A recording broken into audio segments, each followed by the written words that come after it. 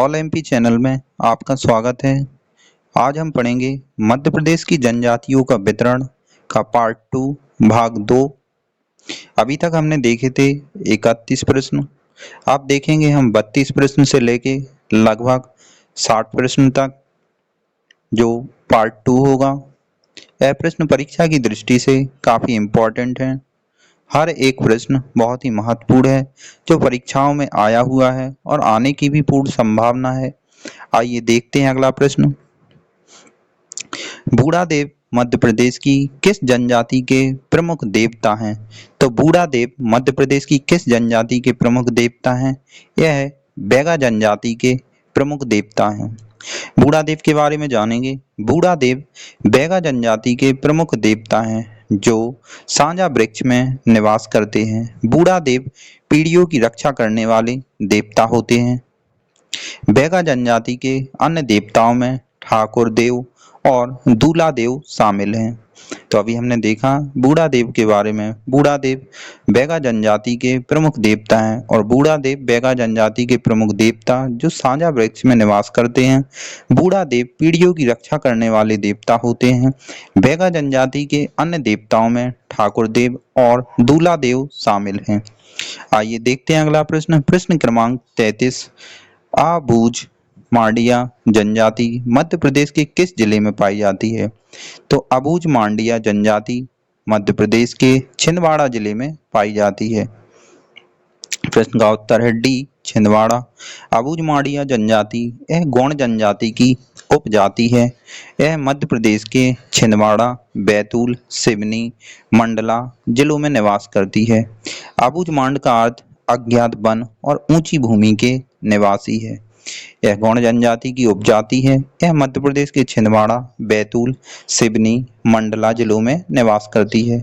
आबूझ मांड का अर्थ अर्थात वन और ऊंची भूमि के निवासी है। आइए देखते हैं अगला प्रश्न। प्रश्न क्रमांक 34।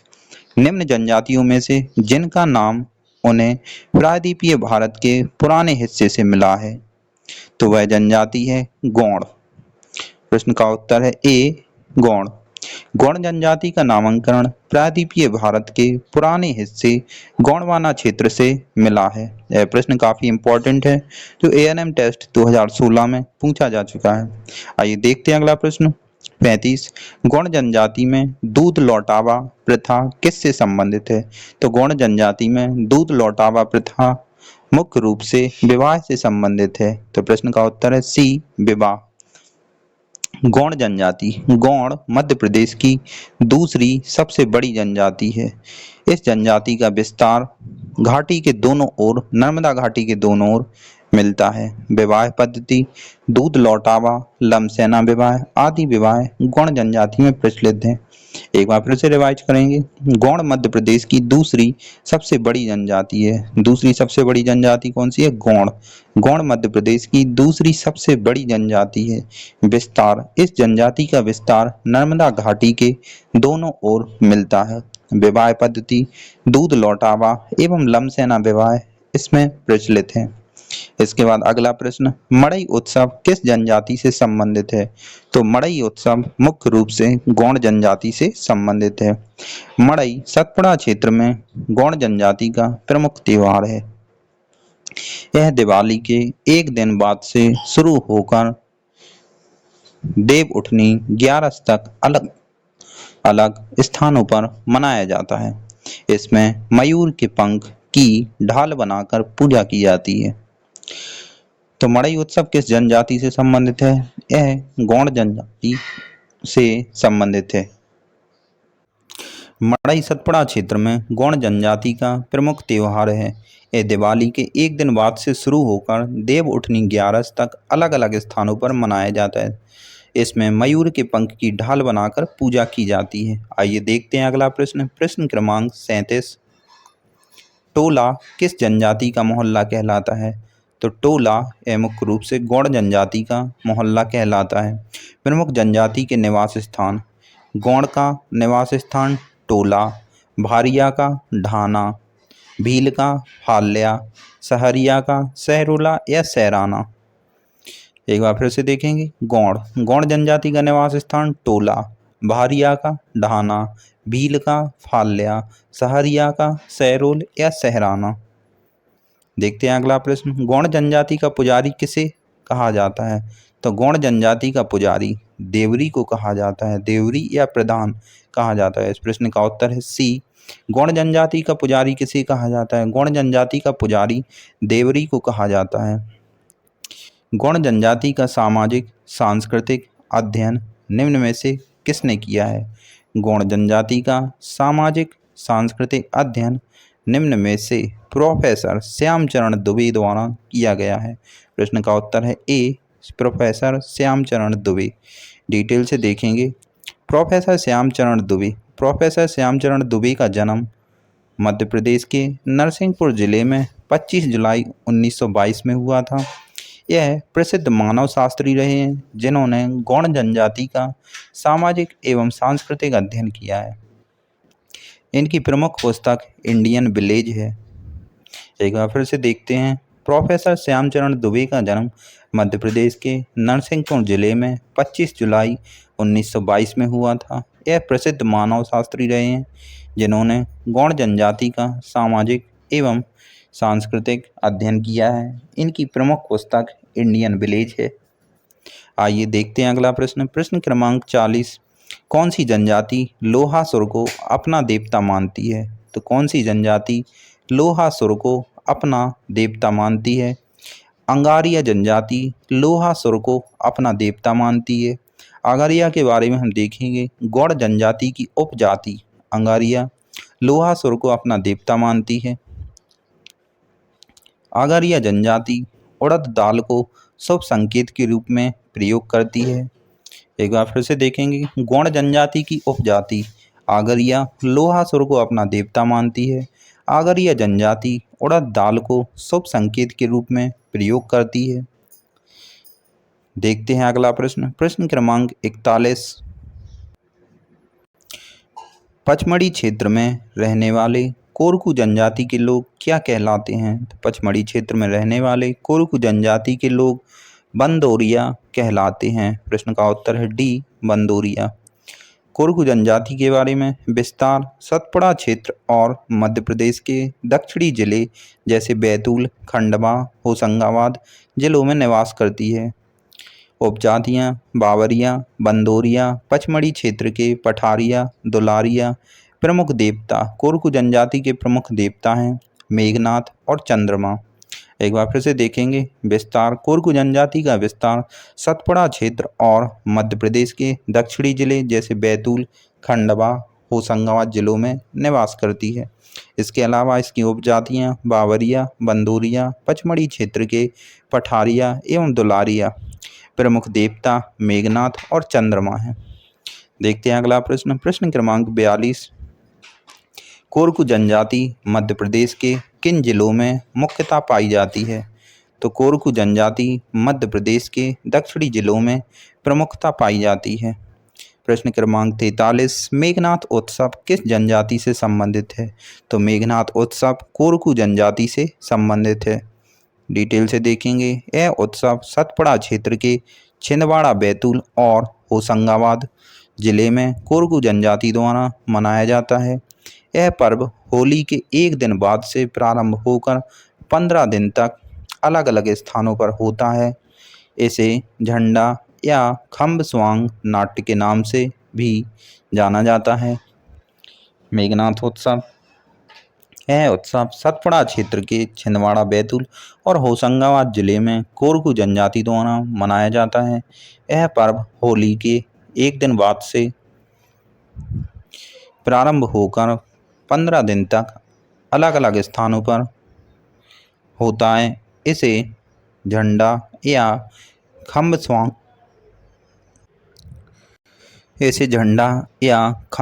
नाट्य के नाम से भी जाना जाता है। देखते हैं अगला प्रश्न। प्रश्न क्रमांक 44, सिंडोली प्रथा किससे संबंधित है?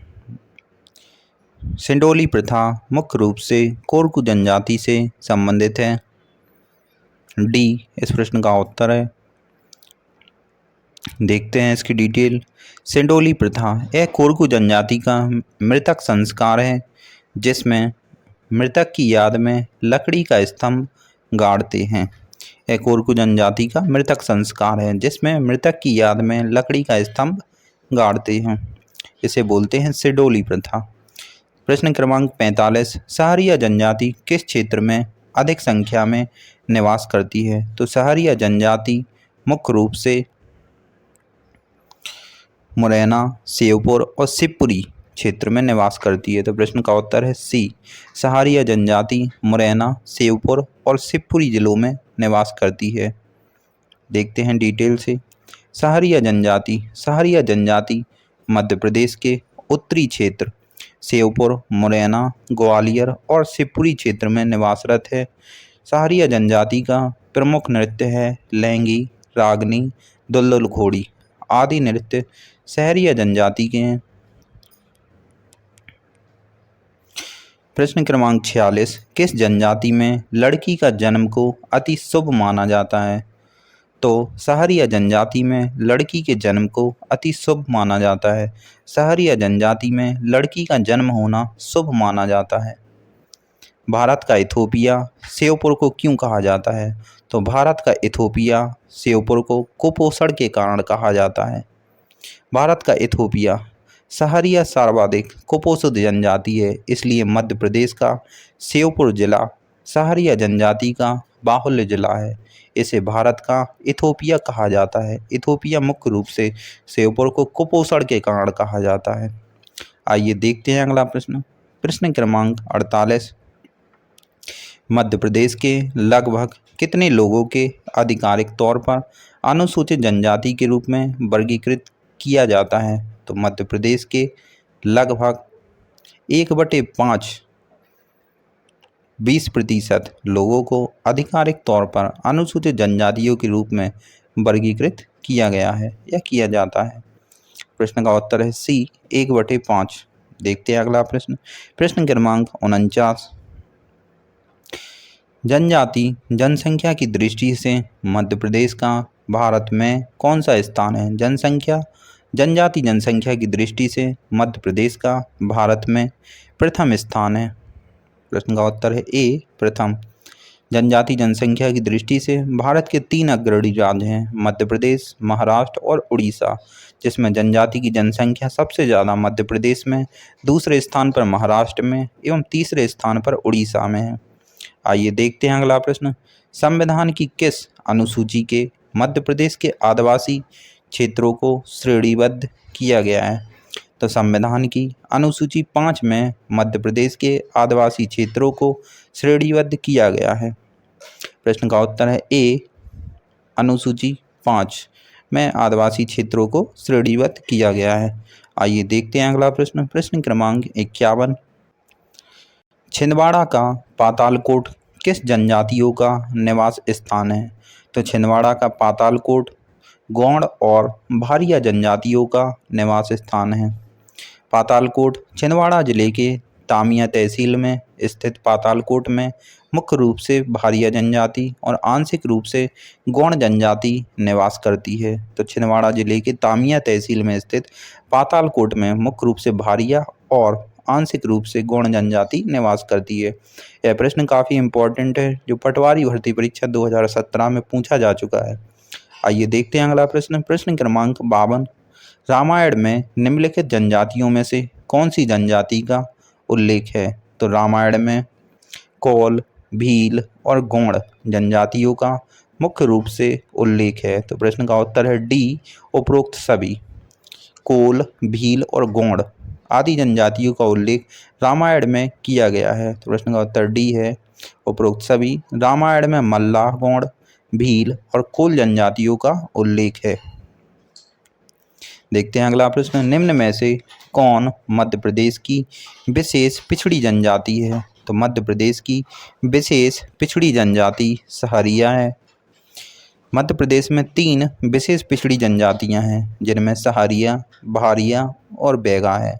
सहारिया जनजाति श्योपुर, ग्वालियर, भारिया जनजाति छिंदवाड़ा और बैगा जनजाति मंडला, बालाघाट और डिंडोरी में निवासरत है। एक बार फिर से रिवाइज करेंगे इस प्रश्न को।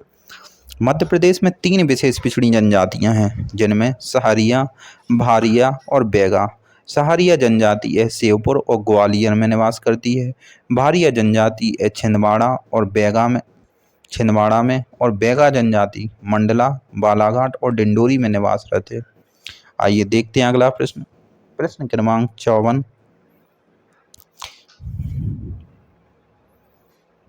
मध्य प्रदेश के आदिवासियों में किन महिलाओं को गोधारिन कहा जाता है? तो मध्य प्रदेश के आदिवासियों में गुदना कलाकार महिलाओं को गोधारिन कहा जाता है। प्रश्न का उत्तर है डी, गुदना कलाकार। गोधारिन मध्य प्रदेश के आदिवासियों में गुदना उनकी संस्कृति का एक अभिन्न अंग है। गुदना कलाकार को गोधारिन कहा जाता है। मध्य प्रदेश में सर्वाधिक गुदना प्रिय जनजाति गोंड है। अगला प्रश्न, निम्न में से कौन सी जनजाति कोयले की खदानों में कार्यरत है? तो कोयले की खदानों में कार्यरत जनजाति कोल है। प्रश्न का उत्तर है ए, निम्न में से कौन सी जनजाति कोयले की खदानों में कार्यरत है? तो कोल जनजाति कोयले की खदानों में कार्यरत है।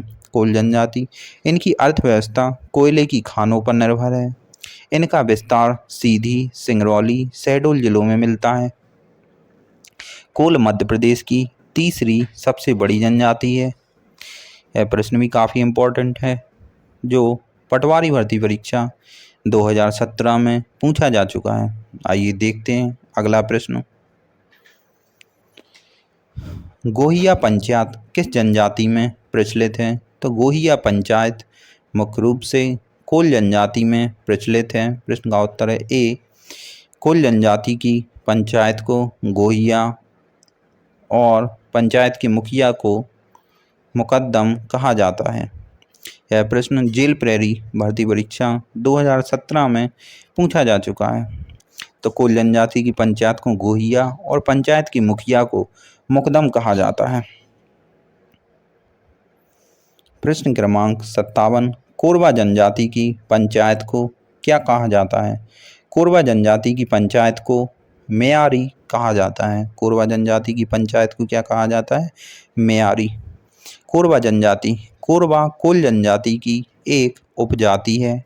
यह मध्य प्रदेश और छत्तीसगढ़ की सीमा पर निवासरत है। कोरवा जनजाति की पंचायत मेयारी कहलाती है। मध्य प्रदेश के 3 जिले जिनमें आदिवासी आबादी का 50% या 50% है, तो वो 3 जिले हैं धार, मंडला और झाबुआ। इनमें आदिवासी आबादी का 50% निवासरत है। तो प्रश्न का उत्तर है ए, धार, मंडला और झाबुआ।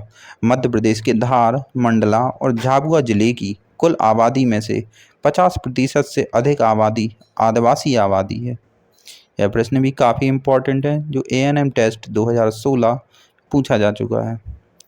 मध्य प्रदेश में जनजाति कल्याण विभाग जनजातीय बच्चों की शिक्षा की सुविधा हेतु कौन सी योजनाओं को चलाता है? तो मध्य प्रदेश में जनजाति कल्याण विभाग पाठशाला, छात्रावास और छात्रवृत्तियां आदि योजनाओं को चलाता है। तो प्रश्न का उत्तर है डी, ए सभी। जनजातीय कल्याण विभाग मध्य प्रदेश में जनजाति कल्याण विभाग जनजातीय बच्चों को शिक्षा की सुविधा हेतु पाठशालाएं, छात्रावास, छात्रवृत्तियां, भोजन, अध्ययन सामग्री और साइकिल वितरण जैसी सुविधाएं उपलब्ध कराता है। देखते हैं अगला प्रश्न। सर्वाधिक अनुसूचित जाति का जनसंख्या प्रतिशत वाले मध्य प्रदेश का नाम है। सर्वाधिक अनुसूचित जाति का जनसंख्या प्रतिशत वाले मध्य प्रदेश के जिले का नाम है। प्रश्न का उत्तर है ए, उज्जैन। उज्जैन में सर्वाधिक अनुसूचित जाति का जनसंख्या प्रतिशत अधिक है। देखते हैं डिटेल से। सर्वाधिक अनुसूचित जाति जनसंख्या प्रतिशत वाले जिले उज्जैन। उज्जैन में 26.4% जनसंख्या पाई जाती है। दतिया में 25.5% जनसंख्या पाई जाती है। टीकमगढ़ में 25% जनसंख्या पाई जाती है अनुसूचित जाति की। एक बार फिर से रिवाइज करते हैं।